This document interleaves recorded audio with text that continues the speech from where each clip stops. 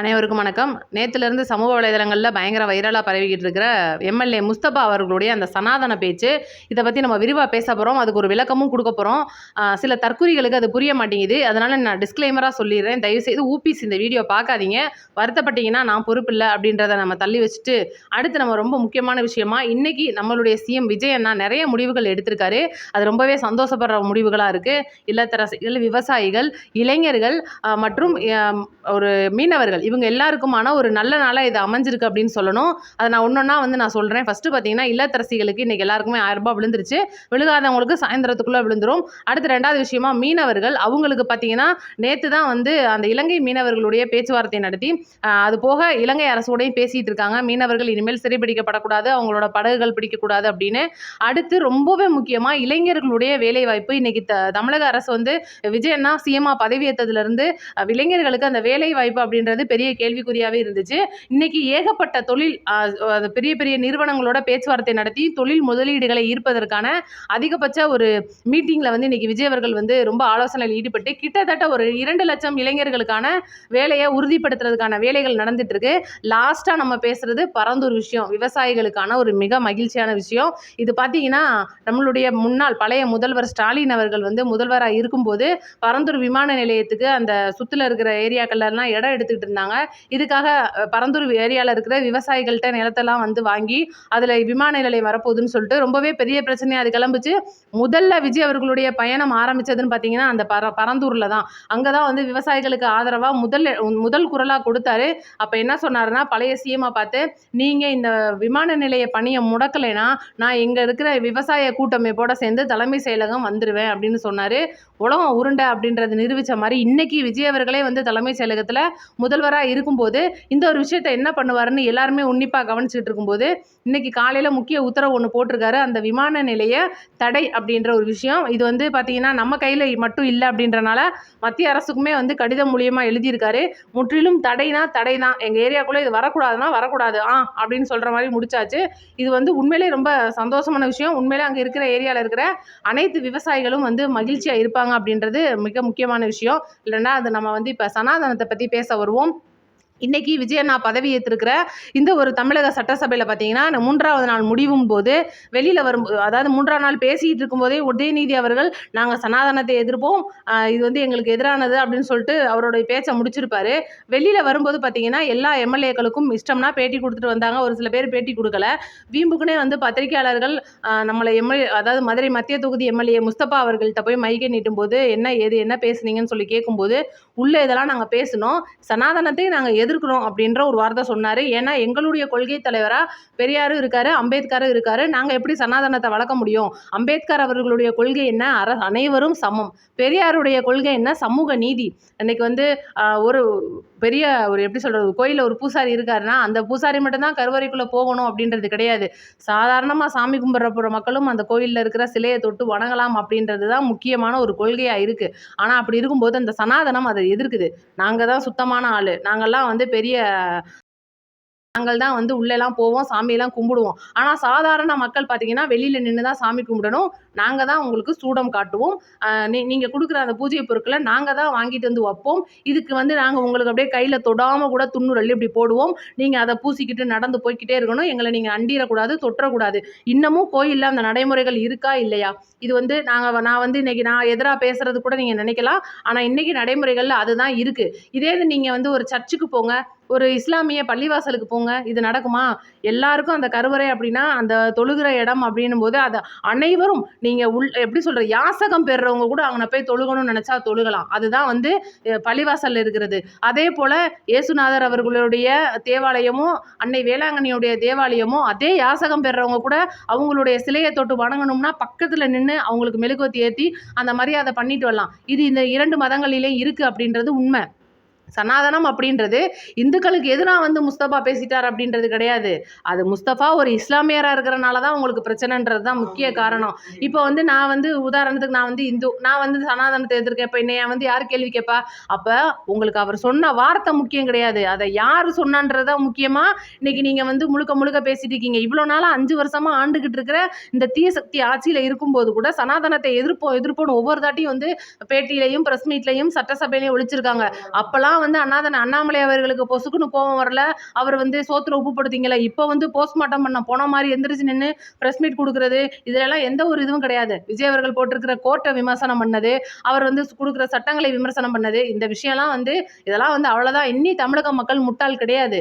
நல்ல முதல்வரை, நேர்மையான முதல்வரை, கரைபடையாத முதல்வர்களை தேர்ந்தெடுத்து உட்கார வச்சிருக்கோம். அதனால நீங்க எவ்வளோ பெரிய குண்டை தூக்கி மக்கள் முன்னாடி போட்டாலும் நாங்க நம்ப மாட்டோம் அப்படின்றது தான் உண்மை. இன்னைக்கு முஸ்தபா சொல்லியிருக்கிறதுல கண்டிப்பா வந்து சனாதனத்தை எதிர்க்கிறோம். நாங்க ஒன்றும் இந்து மதத்தை எதிர்க்கல. இன்னைக்கு நான் சொன்னேன், விஜய் அவர்கள் வந்து முதல்வராக வந்த உடனே அந்த ரத்தன் பண்டிட் ஜோதிடர் அவர்களை வந்து அவருடைய அரசு அலுவலர்களாக நியமிக்கும் போது அப்போ அவரோட பிரச்சனைங்க அது. அவர் வந்து அரசு அலுவலராக இருக்கிறத எதிர்த்தாங்க எல்லாருமே. கூட்டணியோட ஆதரவும் எதிர்த்தாங்க, மக்களும் வந்து எதிர்த்தாங்க. விஜய் அவர்கள் அவருடைய ஆணையை வந்து ரத்து பண்ணிட்டாரு. ஆனால் பார்த்தீங்கன்னா அவர் வந்து அவங்களுடைய சொந்த ராஜகுருவா தொடர்றதுன்றது அவருடைய விருப்பம். ஆனால் நான் சொன்னது என்னன்னா, இன்னைக்கு ரத்தன் பண்டிட் அவர்கள் ஒரு அரசு அதிகாரியா வர்றாரு அப்படின்றது உங்க பிரச்சனையா? திருப்பரங்குன்றம் மலையில தீபம் ஏத்திருவாங்க, அப்ப இஸ்லாமியரும் இந்துக்களும் ஒன்னா சேர்ந்து மலையில உட்காந்து பிரியாணி சாப்பிட்டுருவாங்கன்றது உங்க பிரச்சனையா அப்படின்னு நான் கேட்டேன். அதே தான் இப்பவும் நான் கேட்கிறேன். இன்னைக்கு சனாதனத்தை எதிர்க்கிறோம் அப்படின்ற ஒரு இடத்துல ஒரு கொள்கை முக்கியமா, அதை யார் இருக்கிறான்றது உங்களுக்கு முக்கியமா அப்படின்றதா என்னுடைய கேள்வி. அப்போ உதயநிதியா இருந்தா, திமுக காரங்களா இருந்தா, இந்துவா இருந்தா எதிர்க்கலாம். ஆனா முஸ்லீமா இருந்தா, முஸ்தபாவா இருந்தா, தமிழக வெற்றி கழகமா இருந்தா எதிர்க்கக்கூடாது.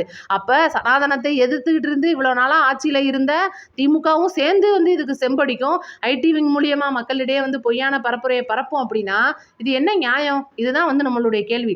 இன்னைக்கு கோடிக்கணக்கான இன்னைக்கு தமிழகத்திலேயேங்க கிட்டத்தட்ட 80% மேல இந்துக்களுடைய வாக்கு வங்கிகள் இருக்கு. ஆனா அதுலயும் கோடிக்கணக்கானவர்கள் இந்த சனாதனத்தை எதிர்த்துக்கிட்டு இருக்காங்க. அதுதான் உண்மை. முஸ்தபா அப்படின்றவரை நீங்க இந்துவா பார்த்தா இந்து, அவரு முஸ்லீமா பார்த்தா முஸ்லீம், கிறிஸ்தவனா பார்த்தா கிறிஸ்தவர். ஆனா இந்த ஒட்டுமொத்த எல்லா மக்களும் வாக்களிச்சு தான் அவர் எம்எல்ஏவா இருக்காரு.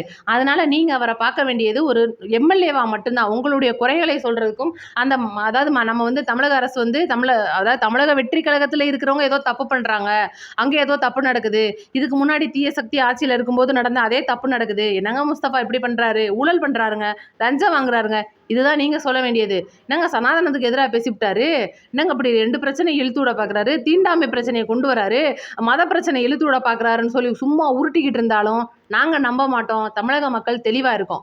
இதுதான் வந்து முக்கிய காரணம். இதை வந்து டிஎம்கே ஐடிவிங்கே வந்து பிரபலப்படுத்தி விடுது அப்படின்னா எந்த மாதிரியான ஒரு மோசமான தீய சக்தி இறங்கியிருக்காங்க. ஏன்னா நாளைக்கு வேற திருச்சியில் பார்த்தீங்கன்னா ஸ்டாலின் அவர்கள் கலையரங்க போகிறாராம். இந்த ஒரு மேட்டர்லாம் சொல்லி தான் ஓட்டெல்லாம் கேட்க போகிறாராம். இதெல்லாம் வந்து நடந்துக்கிட்டு இருக்குங்க.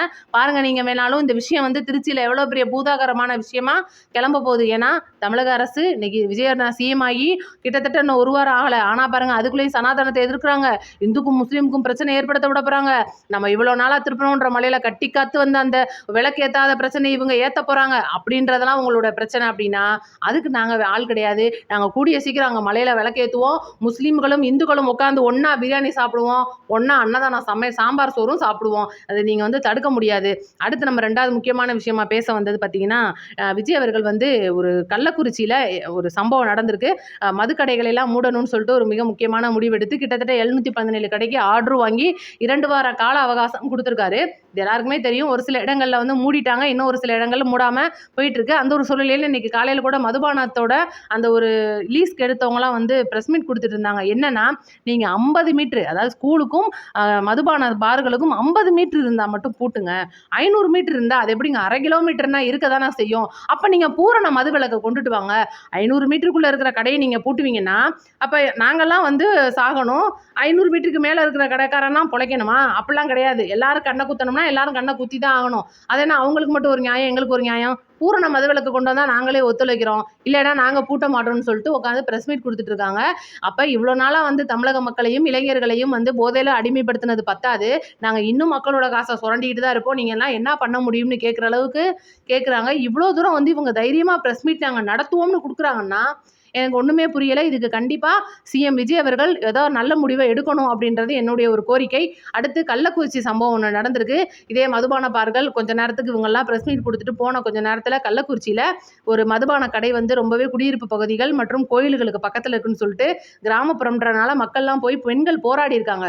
எங்களுடைய கணவர்மார்கள் இங்கே குடிச்சு நாசமாக போகிறது எங்களுக்கு பிடிக்கல, முதல்ல இந்த கடையை பூட்டுங்க சிஎம் அண்ணா அப்படின்னு சொல்லிட்டு போய் கெஞ்சிக்கிட்டு இருக்கும்போது பத்திரிகையாளர்களும் அங்கே போயிருக்காங்க. அதே பத்திரிகையாளர்கள் முன்னாடி ஒரு 4 பேர் அப்படியே கல்லு, பழைய குடிச்ச பாட்டிலு இதெல்லாம் எடுத்துட்டு வந்து அதே கேமரா முன்னாடி கீழ போட்டு உடைச்சு, பெரிய அராஜகத்துல ஈடுபட்டு, "நீ எந்த அரசா வேணாலும் இருந்துட்டு போ, எனக்கு கவலை இல்ல. நான் குடிப்பேன். இந்த கடைய மூடக்கூடாது. மூடுனா இங்க நான் யாரையாவது ஏதாவது பண்ணிருவேன். நீங்க மறுபடியும் என்னை ஜெயிலுக்கு போட்டா, போயிட்டு வந்து நான் திரும்பியும் பண்ணுவேன்னு" சொல்லிட்டு பகிரங்க மிரட்டல் குடுத்துட்டு இருக்கிறாப்ல அப்படின்னா, இது வந்து கண்டிப்பா காவல்துறை என்ன பண்றீங்கன்றது தெரியல. இன்னைக்கு அரசு மாறிருச்சு. சிஎம்மா இருக்கிற நம்மளுடைய விஜய் அவர்கள் இதுக்கு தக்க பதிலடி குடுப்பார் அப்படின்றத நம்ம நம்புவோம். இந்த மாரி கழுசடைகள் நெறைய ஊர்கள்ல இருக்கும். கள்ளக்குறிச்சி மட்டும் கிடையாது. இதே கள்ளக்குறிச்சியில தான் நம்மளுடைய தீய சக்தி ஆட்சியின் போது 68 பேர் வந்து கள்ளச்சாராயம் குடிச்சு வயிறு எரிஞ்சு செத்து போனாங்க. இதெல்லாம் வந்து மக்களுடைய கண்ணு முன்னாடி வந்து போகும். நம்மளுடைய சிஎம் விஜய் அண்ணா கண்ணு முன்னாடி வந்து போகும். அதனால இதுக்கு கண்டிப்பா தக்க பதிலடி குடுப்பார் அப்படின்றது நம்மளுடைய ஒரு நம்பிக்கை. ஏன்னா இந்த மாரி கழுசலைகள் வந்து குடிக்கிறது இவனெல்லாம் பார்த்தீங்கன்னா, இந்த உங்களுக்கு சைடுல நான் ஃபோட்டோ போடுறேன். நீங்க பாருங்க. எந்த மூஞ்சியாவது உருப்படுற மூஞ்சி மாரி இருக்கா அப்படின்றதெல்லாம் ஈஸியா நம்ம கேட்டுட்டு போயிரலாம். சொந்த காசுல குடிக்கிற மானியா இருக்காய்ங்க. முழுக்க முழுக்க ஏதோ கட்சிக்காரன் வந்து இந்த மாரி நீ வீம்புக்குனே சண்டை பண்ணு.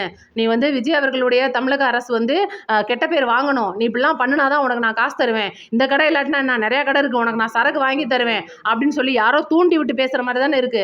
அப்ப இவங்க வீட்லயும் பெண்கள் இருப்பாங்க. இவங்க வீட்லயும் பொம்பளை ஆளுங்க இருப்பாங்க. இவங்களுக்கும் கல்யாணம் ஆயிருக்கும். மனைவி இருப்பாங்க, குழந்தைங்க இருப்பாங்க, அம்மா இருப்பாங்க, அக்கா இருப்பாங்க. அப்ப அத்தனை பேருக்கும் முன்னாடி இவன் வந்து இந்த மாதிரி குடிச்சிட்டு சண்டை போடுறான்னா காவல்துறையினோட கை கட்டுப்படலை இல்லை. இது வந்து தீய சக்தியோட ஆட்சி இல்லை. காவல்துறையினோட கையில அதிகாரத்தை கொடுத்து ரொம்ப நாள் ஆச்சு. அதனால காவல்துறை அதிகாரிகளே, நம்மளுடைய சிஎம் விஜய் அண்ணா சொன்ன மாதிரி இதுக்கான முடிவை எடுங்க. அங்கேயே பார்த்துக்கங்க. அது உங்களுடைய முடிவா இருக்கணும். இந்த மாதிரி சம்பவத்தை நீங்க பண்ணுனாதான் ஒட்டுமொத்த தமிழகமும் வந்து திருந்தும்ன்றது என்னுடைய ஒரு கருத்து. இன்னைக்கு வந்து தமிழகம் வந்து அலசி எடுக்கப்பட்டுட்டு இருக்கு. அதாவது இப்பதான் நம்ம துணி துவைக்கிறதுக்கு ஊற வச்சிருக்கோம். அழுக்கெல்லாம் கொஞ்சம் கொஞ்சமா போயிட்டு இருக்கு. அடுத்து அலசி எடுத்து காய போட்டு கிளிப்பை மாட்டி விட்டு நல்லா காய விட்டு எடுத்து வைக்கணுன்றது தான் நம்மளுடைய ஒரு ஆசை. அதுக்குள்ளே 5 வருஷம் முடிஞ்சிரும். தமிழ்நாடும் நீட்டாயிரும். பொருளாதார வளர்ச்சியில நம்ம பெரிய அளவில் வந்து வளர்ச்சி காண்போம். இந்த 5 வருஷத்துக்குள்ள நம்மளுடைய திருச்சியில மீண்டும் திறக்கிறதுக்கு ஸ்டாலின் தயாராகிட்டு இருக்காரு. இந்த ஒரு வீடியோட பெரிய அப்டேட்டோட உங்களுக்கு நான் வரேன். இன்னும் நிறைய திட்டங்கள் அடுத்தடுத்து லோடிங்கில் இருக்குது. நம்மளோட நோட்டிஃபிகேஷன் ஆன் பண்ணி வைங்க. உங்களோட கமெண்ட்டை மறக்காமல் கமெண்ட்டில் சொல்லிட்டு போயிருங்க.